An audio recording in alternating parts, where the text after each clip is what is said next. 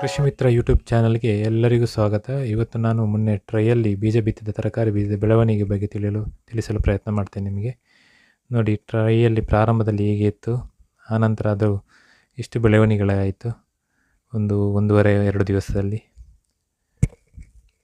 ನೋಡಿ, ಈಗ ಈ ರೀತಿ ಇವತ್ತೀಗ ನಾನು ತೆಗೆದದ್ದು ರಾತ್ರಿ ಇಷ್ಟು ಚೆನ್ನಾಗಿ ಬೆಳೆದಿದೆ. ನೋಡಿ, ಒಂದು ಟ್ರೈಯಲ್ಲಿ ಚೆನ್ನಾಗಿ ಅಲಸಂಡೆ ಬೆಳೆದಿದೆ, ಇನ್ನೊಂದು ಟ್ರೈಯಲ್ಲಿ ಬೆಳೀತಾ ಇದೆ. ಎಷ್ಟು ಚೆನ್ನಾಗಿ ಬೆಳೆದಿದೆ ನೋಡಿ, ಬಹಳ ಚೆನ್ನಾಗಿ ಬೆಳೆದಿದೆ. ಇದರಲ್ಲಿ ಮೊಳಕೆ ಬರ್ತಾ ಇದೆ ಸಸಿ. ಇನ್ನೂ 2 ಟ್ರೈ 3 ಟ್ರೈ ಒಟ್ಟು 5 ಟ್ರೈಯಲ್ಲಿ ಮಾಡಿಟ್ಟಿದೆ. ಬೇರೆ ಬೇರೆ ತರಕಾರಿ ಹೀಗೆ ಸಂಬಂಧಪಟ್ಟ ಗಿಡಗಳು ಒಳ್ಳೆ ಚೆನ್ನಾಗಿ ಬೆಳೀತಾ ಇದೆ. ನೋಡಿ, ಈ ರೀತಿ ಮಾಡಿದರೆ ನಮಗೆ ಚೆನ್ನಾಗಿ ಬೆಳೆಸ್ಬೋದು ತರಕಾರಿ ಗಿಡವನ್ನು.